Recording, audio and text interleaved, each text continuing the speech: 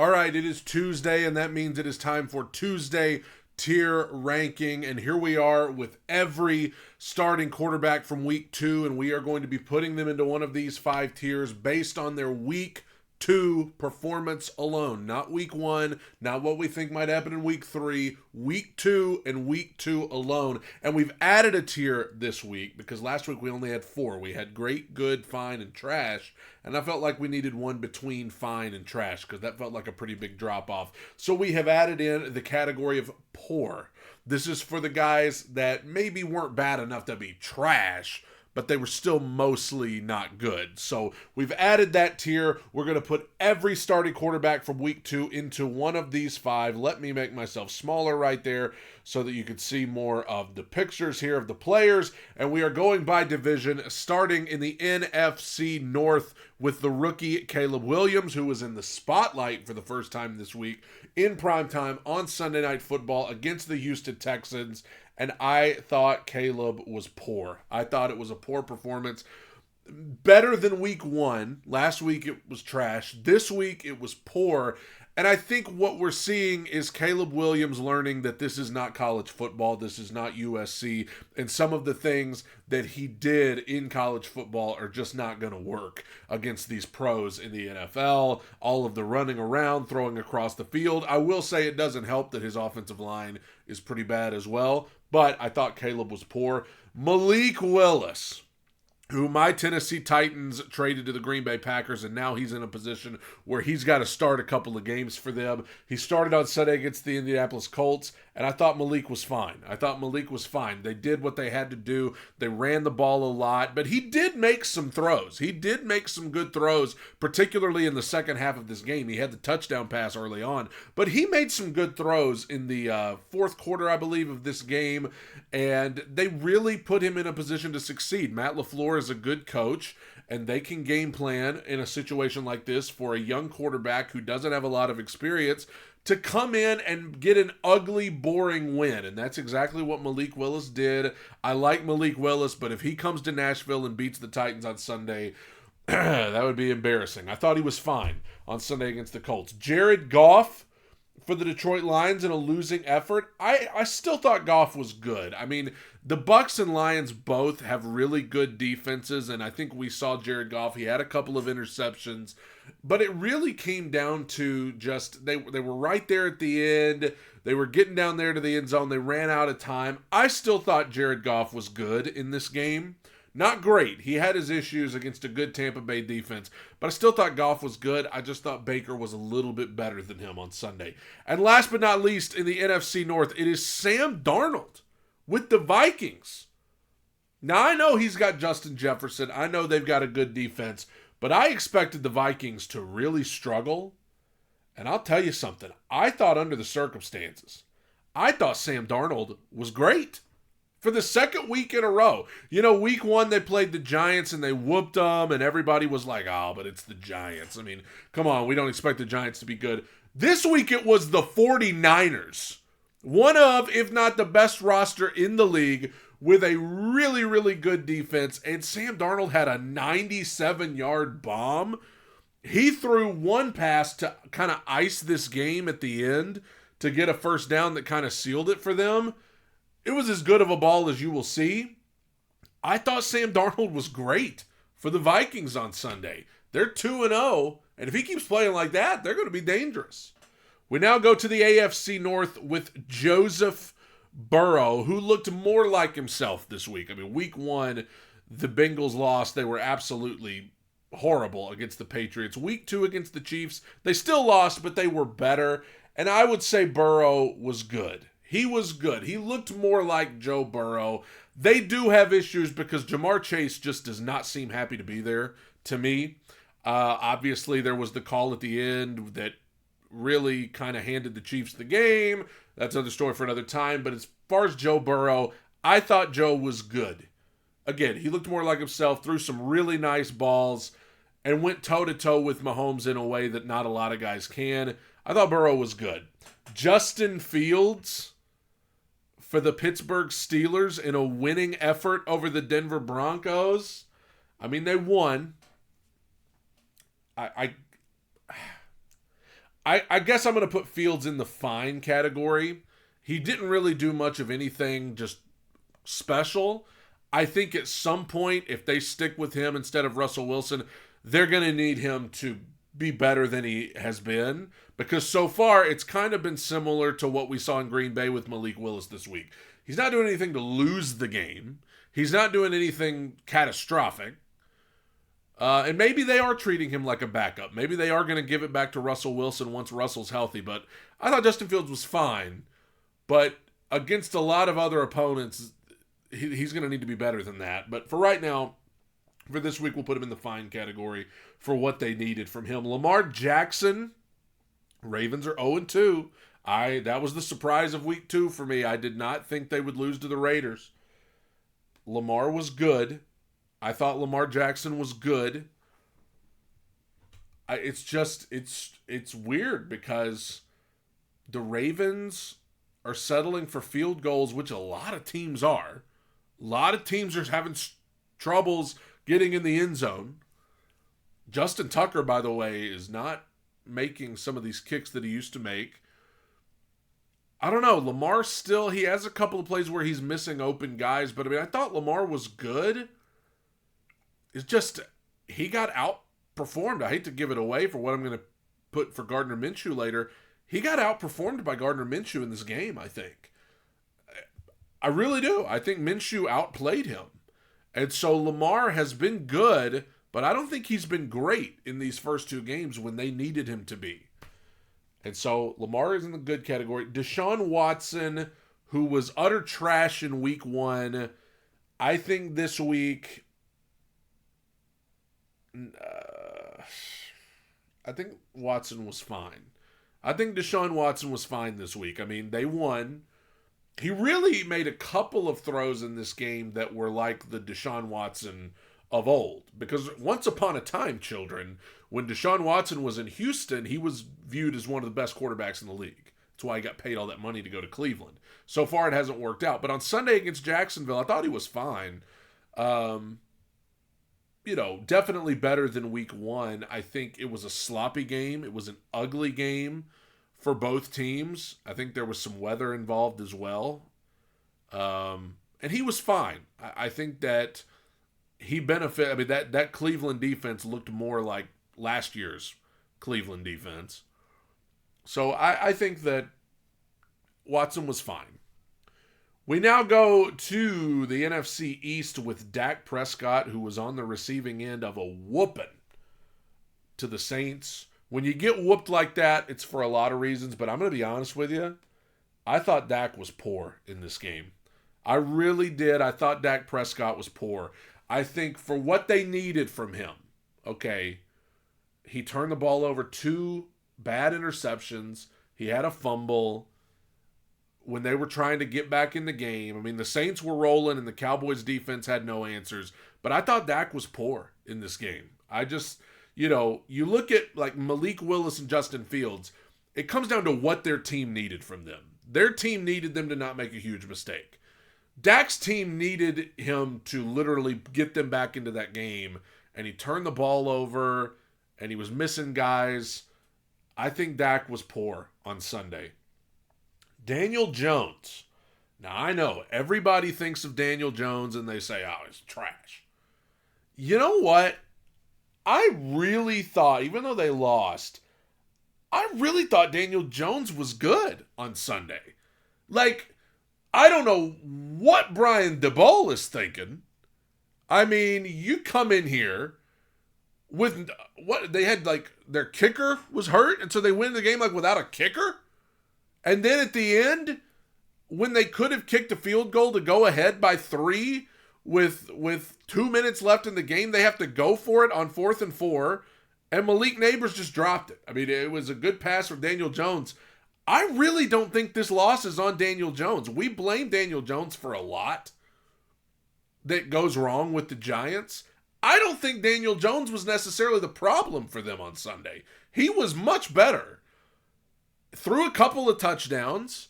He played, honestly, probably played well enough for them to win this game. But I think Brian DeBole just got out-coached from the start by Dan Quinn. But, I mean, it doesn't even come down to Dan Quinn because Why is your kicker not ready to go? Why do you not have a kicker ready to go? Why are you going for it on 4th and 4 when you're way into field goal range in a tie game? It's just, that is a terrible situation to be in. But I thought Daniel Jones was good. Jalen Hurts on Monday night in an improbable loss to the Falcons, because it felt like the Eagles had that in control at the end, and then they blew it. When you consider he was without A.J. Brown, which is his number one guy, the interception at the end was bad. I thought Hurts was fine. I'll put Hurts into the fine category. The interception at the end, I mean, they still had a timeout. And that's what we saw a lot of from Jalen Hurts last year. We saw him forcing stuff deep downfield when they didn't need. I mean, I know time was ticking, but they still had a timeout. And they had just gotten a kind of a chunk play. They needed about 15, 20 yards to get into field goal range to try to win that game. And I don't know why you're throwing it. So that was a bad decision by him. I think he did make some nice plays with his legs. I think he missed A.J. Brown big time. So I think Jalen was fine. Jaden Daniels for the Washington Commanders, I thought he was good. I mean, I thought Daniel Jones was good, but I thought Jaden Daniels was a little bit better. And if I'm Washington, if I'm a Commanders fan, I'd be totally fine with how Jaden Daniels has looked through 2 weeks. I do hope that he doesn't get hurt, because any quarterback that runs around as much as he does, I always worry about him getting hurt. But if he stays healthy, I really like what I've seen from Jaden Daniels so far. Kind of getting into his groove through the air, but his escapability, his way to extend plays, especially when you see Caleb Williams and Bo Nix, and even guys like Will Levis and Bryce Young, who are really having growing pains as they try to get into this thing and try to get better. It really makes you appreciate how good Jaden Daniels has looked, because in so many ways he looks so much further along than those guys through these first 2 games. I mean, he's still a rookie. It's not going to be perfect, but I actually think I'd be very pleased. I mean, he got his first win here. Thought it was good from Jaden Daniels. Josh Allen, I mean, on Thursday night, it was a situation where, I mean, his team didn't need him to be Superman, because his defense kept getting turnovers. They kept having short fields to work with.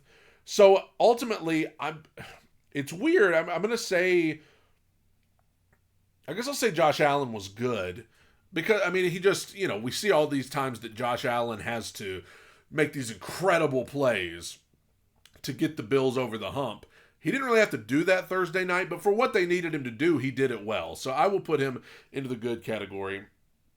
Spoiler alert, that's probably going to be the tier with the most guys. Aaron Rodgers for the Jets against my Titans. I was there live for this. Ultimately, I thought he made a couple of throws late that looked like Aaron Rodgers type throws. Had the touchdown to Breece Hall against what I consider to be a good defense in Tennessee. I'm going to say Rodgers was good. I'm going to say Rodgers was good because ultimately, no, it wasn't like an earth-shattering performance, but like I said, there were a couple of throws that looked like Aaron Rodgers type throws from that you would expect from him. And the one to Garrett Wilson on the game-winning drive, I mean, that's a game-winning, and that was the 3rd down pass. That's huge. He had the nice touchdown to Breece Hall over the top, and I thought, this looked more like Aaron Rodgers to me. So I think Aaron Rodgers, you have to put him into the good tier. Tua Tagovailoa, I hate to kick a guy when he's down. I know the conversation surrounding him right now, and what do you do, and is he going to retire, and he's had all these scary injuries, but before he got hurt the other night, Tua was absolute trash. He's such a good guy. I hate to see the injury, and it was scary, and I get all that. But in terms of his play up until that point, 3 interceptions. I mean, he did the Will Levis thing. He tried to shovel it out there or get rid. He did not necessarily a shovel, but I mean, instead of taking the sack, he just got rid of it. It was a pick 6, and he played really, really bad. I thought Tua, even before the injury, Tua was trash. And then Jacoby Brissett in a losing effort. I mean, I thought Jacoby Brissett was fine. Jacoby Brissett was fine. I think that's usually about where he's going to land on this list. I mean, he's not going to light the world on fire, but he's usually going to have them in a decent position. And who knows, with how hard things are for young quarterbacks now, the Patriots might just play Jacoby Brissett all year and just mold Drake May. You know, we always see eventually it's like, oh, how long till they go with him? Week 7, week 8? If I'm them, I would strongly consider just not playing Drake May this year, just because we're seeing how hard it can be for these young quarterbacks and the growing pains they have. Why not kind of do the Jordan Love thing and just let him set a year and just get acclimated? But in the Jacoby Brissett, I mean, he's fine. Geno Smith, let me tell you something. Some of you might say this is too high. I think Geno was great. And I got to say, I apologize to the Seahawks fans because I did not expect the Seahawks to be that good. I had serious reservations about Geno, but I mean, this guy has resurrected his career. And you go back and you watch just the highlights of that Seahawks-Patriots game on Sunday against what is probably a good Patriots defense. There's a lot of good defenses right now. I mean, for an offensive league where it's hard to play defense, there's a lot of good defenses right now, and the Patriots probably are one of them. Geno made so many clutch throws in this football game. So many clutch throws. And I'll tell you, I think he's playing great right now. He's playing great. I know it's not as fun to talk about guys like Sam Darnold and Geno Smith as it is to talk about, you know, Lamar and Burrow and you know, Caleb Williams and Jalen Hurts. It's not as fun to talk about those guys, but they're playing the best right now. Sam Darnold and Geno Smith, they were great on Sunday. Kyler Murray, speaking of great, Kyler Murray, he was probably the best quarterback in the league this week. I mean, Week 1, I think even though they lost to Buffalo in Week 1, I think he reminded everybody just how scary he can be when healthy. And Week 2 solidified it. We said they needed to get Marvin Harrison involved, and they did. They got Marvin Harrison involved. I mean, listen, if Kyler Murray continues to play like that, that is why I had Arizona listed in the tier as being a very frisky team going into this year, because Kyler Murray can be special. We forget because, you know, he had that meltdown in the playoffs and then he was hurt and people, you know, just kind of forgot about him.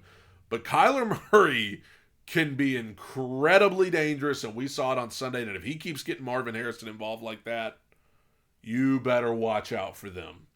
And last but not least in the NFC, well, not last, we got 2 more. Matthew Stafford took a whooping. I'm going to put him into the fine category just because when you get down early like that and with as many injuries as the Rams have, it just kind of is what it is. I mean, the Rams were reeling in this game early, and now he's without Nakua, he's without Kupp. It's going to be tough sledding. I'm going to put Stafford into the fine category just because I don't know. Like, they got whooped so bad and got down so early in that game without all of those weapons. You're toast at that point.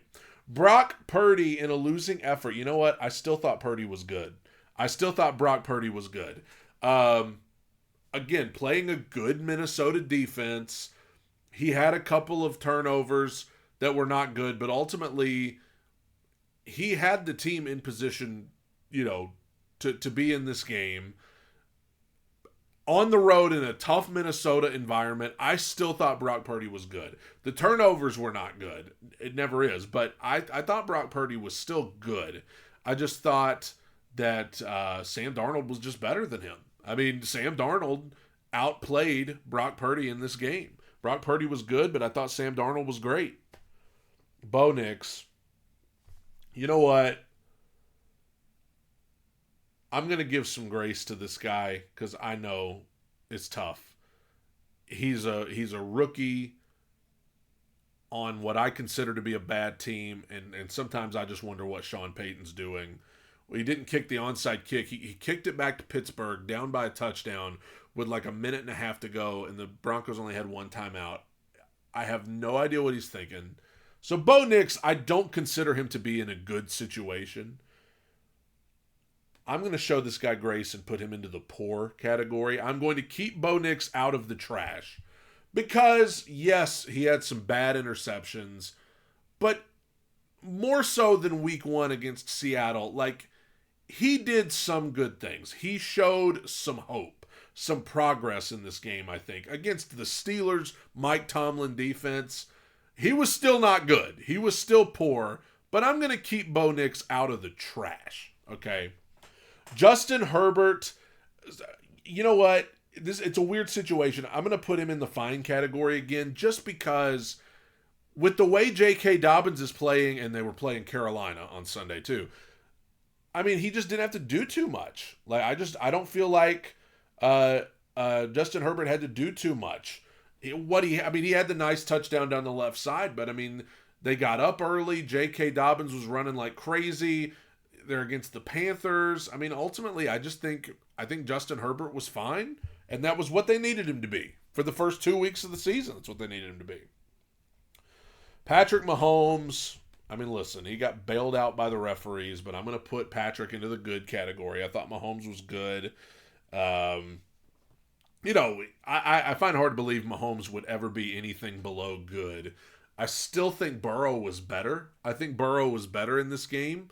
Now, Mahomes did have the one touchdown on the left side that was sick, but I still think Burrow was better. I just think the Chiefs got the call at the end, as they usually do.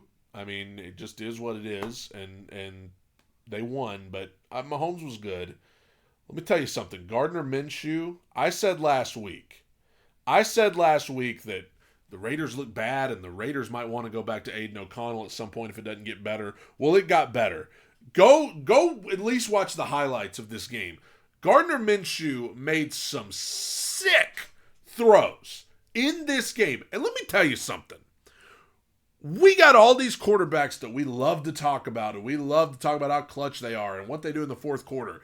The Raiders were down by 10 on the road in the fourth quarter in Baltimore, and Gardner Minshew made so many sick throws in this game, and they came back and won. If Joe Burrow did that, ESPN would be going crazy. If Lamar did that, if Josh Allen did that, if Stafford did that, if Herbert did that, we would love to talk about it.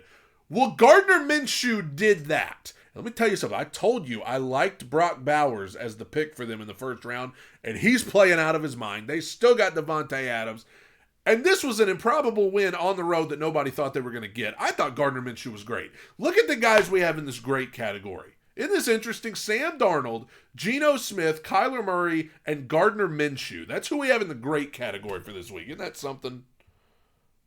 Let's keep on going here with Baker. I was wrong about the Bucs. I thought the Bucs were going to take a step back this year. So far, they have not. I thought Baker was good. Him and Jared Goff, I think, played both two very similar games against each other, against a good defense, both of them. I just thought Baker was a little bit better than Goff. He had the one run where he juked the defender out of his shoes. Baker looks very comfortable in this offense. I mean, there's just something to be said for some of these guys like Geno Smith and Baker Mayfield and Gardner Minshew who have been around the block, they've been backups, and now they're getting their chance to just be the guy after learning all these years and adapting, and they've been around a while. And I think there's something to be said for that. That's a formula to win right there that we don't talk about enough. Baker was good, and the Bucs are 2-0, and they look good. This was a huge win at Detroit. Goodness gracious. Baker was good. Bryce Young. So, Bryce Young was trash. Look at the Alabama quarterbacks there in the trash. Tua and Bryce Young. Bryce Young was trash. The Panthers, through 2 weeks, it's a long season, but through 2 weeks, the Carolina Panthers may be the worst team I've ever seen. Bryce Young's been horrible. I think it was a mistake to bench him. I think it's just an absurd mistake. I think you traded up and you drafted this guy first overall, and I know it's been bad so far, but you owe it to yourselves and you owe it to him to make doubly sure that he's not the guy. Because to me, once you bench him, there's no going back. Like, it's done. I would love to see Bryce on another team just to see a change of scenery, how that would work. I would actually like to see Bryce be a backup for a little bit to just give him time to reset. But he was trash on Sunday. Horrible. The Panthers look completely hopeless. I don't know of a worse situation in the NFL by far than the Carolina Panthers. And I get that Bryce has been bad. I still think it's a mistake to bench him. But either way, he's been horrible. He was trash on Sunday. No ifs, ands, or buts. Derek Carr. Once again. Unexpected names in the great category, perhaps. Could you imagine seeing this before the season started, that in week 2, these would be the guys in the great category? But I thought Derek Carr was great again. I mean, listen, this guy, speaking of guys who have just been in the league for a while that can come in and win you games, Derek Carr, I didn't expect him to be this good. He was in New Orleans last year and he didn't look this good, but through 2 weeks now, I know Alvin Kamara had an unbelievable day, but Derek Carr was good too. I mean, he had 1 interception, but Derek Carr, much like Baker Mayfield, he looks completely comfortable. He looks totally 100% like ready to go in this offense. And the Saints are the surprise team for me through the first 2 weeks of the season. They got a long way to go, but Derek Carr, both weeks, I thought has been great for the Saints. And I didn't see that coming. Kirk Cousins, before the last drive last night, I would have put him in the fine category. But after that last drive, dang it, I'm putting him in great for week 2. If I can get him up there. There we go. Before the last drive, I would have put him in fine. But after the last drive, I got to put him in great. $180 million on the road, minute and a half, down by 6 against the Eagles. No timeouts. You got to have a touchdown to win. He just marched them right down there. You know what? That gets you in the great category right there. That gets you in the great tier. Even though he had very modest numbers up until that point, that last drive, when you do that, that's what they paid you $180 million to come in here and do. You march them down the field, win that game on the road, that gets you in a great tier. I don't care what you did up until that point. When you march them down the field like that, it gets you in the great tier. And there you see it. Now we go to the AFC South with Anthony Richardson.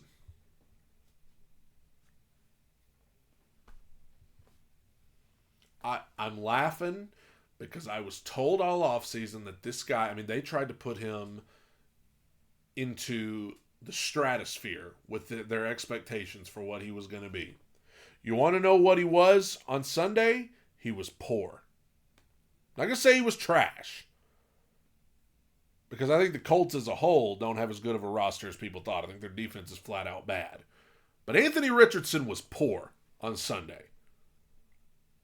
3 interceptions, and I understand the last one was just a Hail Mary at the end, but the first 2 were horrible. He got outplayed by Malik Willis, and I fully understand that my team's quarterback just might do the same on Sunday, but Anthony Richardson got outplayed by Malik Willis. Y'all all tried to crown him because of that one throw in week 1, while leaving out that he missed a ton of receivers also in week 1 that would have won him the game if he'd hit them. And then in week 2, he comes in, and I know the Packers are good, but he got outplayed by Malik Willis. I thought he was poor in this game. Made a couple of nice throws, had a nice run on a 4th and long late in the game, but I thought Anthony Richardson was flat out poor in this game. CJ Stroud. Now, I'm going to put CJ Stroud in good, and here's why I'm not putting him in great. He's playing the Bears, and I think the Bears have a great defense. You see a trend, I say that a lot. There's a lot of good defenses in the NFL. CJ Stroud made a couple of throws that were unbelievable. Rolling out to his right, throwing downfield. Unbelievable, those throws. In the grand scheme of things, I think he was good because at the end of the day, this was close, and the Bears had the ball late in the game with the opportunity to go down. So CJ Stroud was good. Those couple of throws were unbelievable. Overall, I'm not going to put him into great because the Texans had many opportunities to seal this game, and I know Bears defense is good. The Texans won. He was good. A lot of people, he is one of the best quarterbacks in the league. He's a top 5 for me. But on this particular week, I put him into that good tier. 2 more. Trevor Lawrence. Trevor was fine. I thought Trevor was fine. Now, keep in mind, the Browns had the best defense in the league last year. They didn't look like that in week 1, but they looked like that in week 2. They played a lot better. I don't think Trevor is at all the biggest problem in Jacksonville. I think that play calling's an issue. I think coaching's an issue. Offensive line appears to be an issue. Brian Thomas has emerged, but outside of him, Christian Kirk hasn't really done anything yet. Gabe Davis, So I thought Trevor was fine. I don't think Trevor's the biggest problem there. And last but not least, it's the home team's guy, Will Levis. Will Levis was better in week 2 than he was in week 1, which doesn't take much, but he was better. But he still had that boneheaded play where he tried to lateral it backwards, took points off the board. We were about to get points, at least 3. And he does that stupid stuff. It cost the team 2 weeks in a row. It's unacceptable. But more than that, he was missing open receivers. Not just throwing inaccurate passes, but not seeing it. Open receivers all over the place, and he's just not seeing it. And I understand he's been pressured more than any quarterback in the league through the first 2 weeks. But some of this stuff, we're talking about designed swing routes to a running back. The play is designed to be a swing pass to a running back, and it's open, and he just doesn't throw it. He had the touchdown pass. He had a couple of nice balls, made a couple of nice plays. I'm going to put him into the poor category. But as a fan of that team, the Tennessee Titans, I'm disappointed through 2 weeks in this guy. He's got to pick it up because he's not seeing the open guy. He's still making these boneheaded, reckless plays. Even the touchdown he threw was incredibly risky. And he's just got to be better. Last week he was trash. He worked his way up into poor this week. But that's still not good enough to win. Obviously, they lost. So there you go. There's my tier rankings for week 2 quarterbacks. In the trash, we have Tua Tagovailoa and Bryce Young. In the poor category, it's Caleb Williams, Dak Prescott, Bo Nix, Anthony Richardson, and Will Levis. In the fine category, it's Malik Willis, Justin Fields, Deshaun Watson, Jalen Hurts, Jacoby Brissett, Matt Stafford, Justin Herbert, and Trevor Lawrence. In the good category, Jared Goff, Joe Burrow, Lamar Jackson, Daniel Jones, Jaden Daniels, Josh Allen, Aaron Rodgers, Brock Purdy, Patrick Mahomes, Baker Mayfield, and CJ Stroud. And in the great category, it is Sam Darnold, Geno Smith, Kyler Murray, Gardner Minshew, Derek Carr, and Kirk Cousins. Not exactly how you thought it'd shake out through 2 weeks, is it? Let me know where you think I messed up or where I got it right in the comments. Tighten up. Bye.